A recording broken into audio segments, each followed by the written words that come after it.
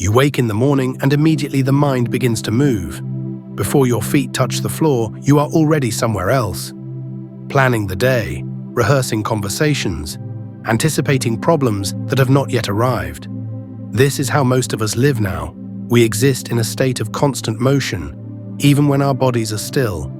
The mind races forward, backward, sideways. It never simply rests where it is. There is a strange belief in our time that movement equals progress, that to be busy is to be alive. That stillness is the same as stagnation. We have come to fear the quiet moments. We fill every gap with noise, with distraction, with something to occupy the hands or the eyes or the restless thoughts. But in doing so, we have lost something essential. We have lost the ability to simply be. And in that loss, we have also lost access to a kind of strength that can only be found in stillness. This is not about meditation, though meditation may be part of it. This is not about escaping the world or withdrawing from responsibility. This is about recognizing that there is a power in stillness that most of us have never been taught to access. A power that does not announce itself. A power that does not need to prove anything. It is the strength of the mountain that does not move when the wind howls.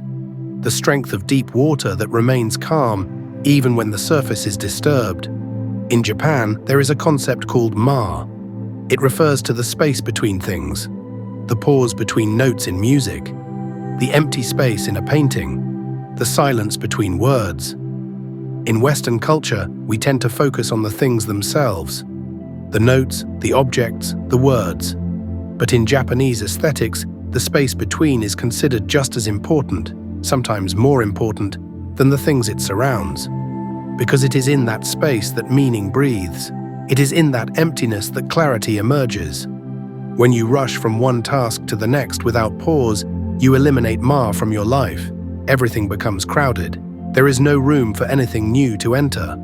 No room for insight. No room for the quiet, knowing that arises when you stop forcing and simply allow. You become like a person trying to drink from a cup that is already full. Nothing more can enter until you create space. Most people believe they don't have time for stillness. They look at their schedules and see only obligations, demands, things that must be done. And it is true that modern life is full. But the question is not whether you have time. The question is whether you understand what stillness actually gives you. Because stillness is not an absence of productivity. It is the foundation upon which real productivity rests. It is the ground from which clear action emerges. Think of a bow drawn back before the arrow is released.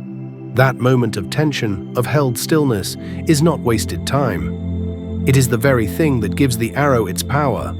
Without that pause, without that gathering of energy, the arrow would fall short. The same is true for you. When you move constantly, when you react immediately to every stimulus, you drain your energy. You scatter your attention. You lose the capacity for focused, powerful action. But when you learn to pause, to gather yourself, to return to stillness even briefly, you create the conditions for real strength to emerge. There is a difference between being still and being passive. Passivity is a giving up. It is a collapse, a resignation. Stillness is something else entirely. Stillness is active. It is a choice. It requires strength to be still when everything around you is moving. It requires courage to pause when the world is demanding that you react. This is not weakness. This is discipline of the highest order. Consider the master swordsman. In the moment before the duel, he does not think about technique. He does not rehearse his moves. He does not try to predict what his opponent will do. He stands in stillness. His mind is calm. His breathing is steady. And from that stillness, he is able to respond to whatever comes with perfect timing. Not because he has planned it, but because he is present, fully present. Not lost in thought about the past or future, but here, now, in this moment. You do not need to be a swordsman to understand this principle. You experience the opposite of it every day. You are in a conversation, but your mind is already preparing what you will say next. You are working on a task, but you are thinking about the next task. You are eating, but you are not tasting the food. You are looking, but you are not seeing. This divided attention is a form of violence you commit against yourself. It prevents you from ever fully arriving in your own life. When you practice stillness, you are not trying to stop your thoughts. That is impossible, and it is not the point. The mind will always produce thoughts. That is its nature. But you can learn to not be carried away by every thought that arises. You can learn to observe thoughts without becoming them. You can learn to rest in the space between thoughts, even if only for a moment. And in that space, something shifts. In that space, you begin to notice things you had been too busy to see. You notice the quality of your breathing. You notice tension you have been carrying in your shoulders, your jaw, your belly. You notice the constant low-grade anxiety that has become so familiar you had stopped recognizing it as anxiety. You notice how much energy you spend trying to control things you cannot control. And in noticing these things, you create the possibility of change. There is an old Zen saying, you should sit in meditation for 20 minutes every day, unless you're too busy. Then you should sit for an hour. This is not meant to be taken literally. It is pointing to a truth about the human mind. When we feel most overwhelmed, most pressed for time, most convinced we cannot afford to pause, that is precisely when we need stillness the most. Because that feeling of overwhelm is not usually a reflection of external circumstances. It is a reflection of internal chaos. And internal chaos cannot be resolved by moving faster. It can only be resolved by stopping. When you stop, you give your nervous system permission to settle. You give your mind permission to rest. You create space for your deeper intelligence to come forward.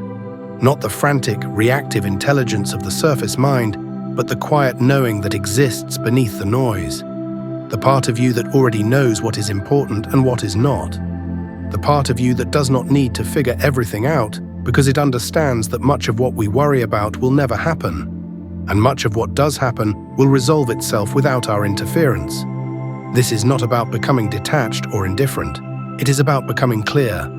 When you are still, you can distinguish between what is urgent and what is important.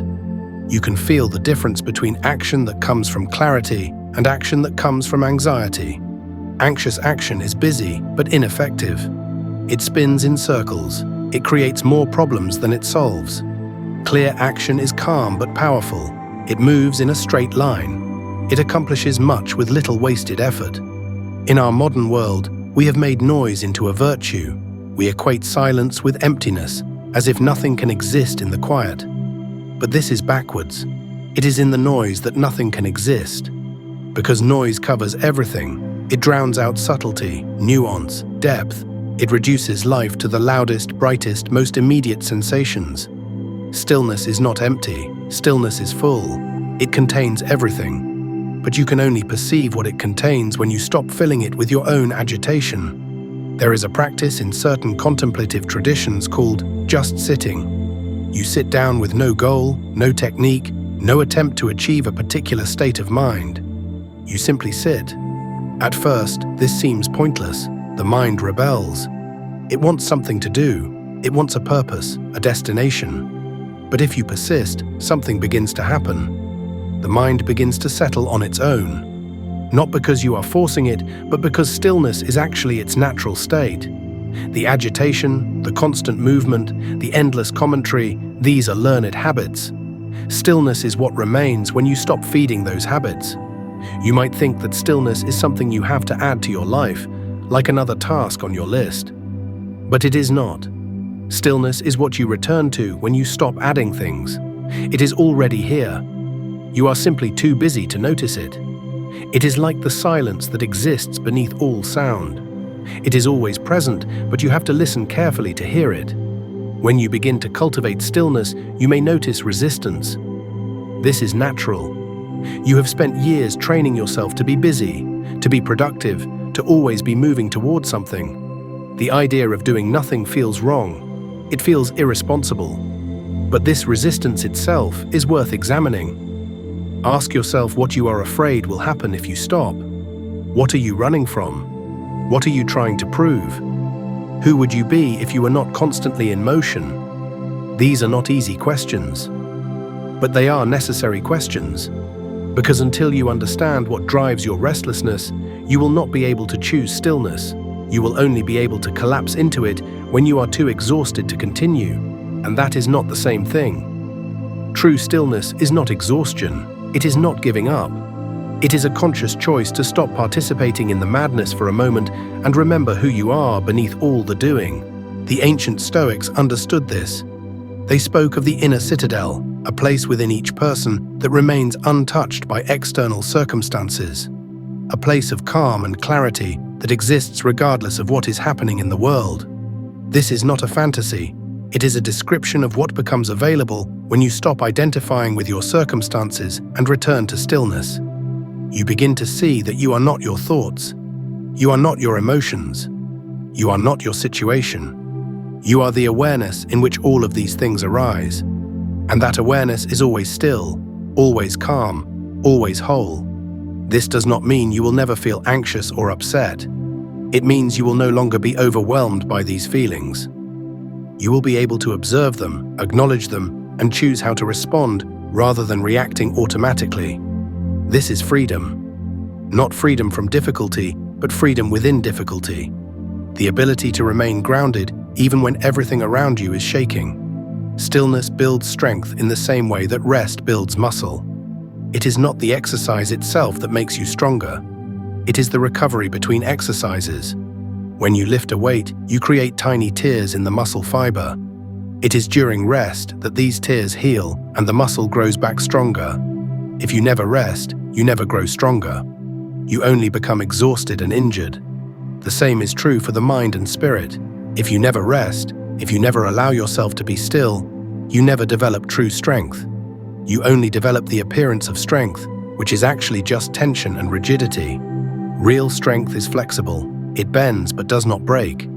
It adapts without losing its center. And this kind of strength can only be developed through regular contact with stillness. Because in stillness, you learn to trust yourself. You learn that you do not need constant stimulation to exist. You learn that the silence will not destroy you. You learn that you are enough, just as you are, without having to prove anything to anyone. This is the quiet path. It is not loud or dramatic. It does not promise instant transformation or extraordinary experiences. It simply offers you a way to return to yourself, to remember what you knew before the world convinced you that you needed to be someone else, to find the strength that comes not from fighting, but from being deeply rooted in who you are. When you walk this path, you will notice changes. Not all at once, but gradually. You will notice that you are less reactive, that things that used to upset you no longer have the same power, that you can observe your thoughts without being controlled by them, that you can be with other people without losing yourself, that you can face difficulty without falling apart. These changes are not achievements. They are simply what happens when you stop interfering with your natural state. So the invitation is simple. Find moments in your day to be still, not to do stillness, but to allow it, to let yourself settle like sediment in water, to stop churning and see what clarity emerges. It does not need to be long. Even a few breaths can make a difference. The key is consistency, to return to stillness again and again, not as an obligation, but as a gift you give yourself. And in time, you may discover that this stillness is not separate from the rest of your life. It begins to infuse everything. Your work becomes calmer, your relationships become deeper, your decisions become clearer. Not because anything external has changed, but because you have changed. You have found your center, and from that center, everything else becomes possible.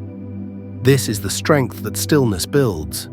Not the strength to dominate or control, but the strength to remain yourself no matter what comes.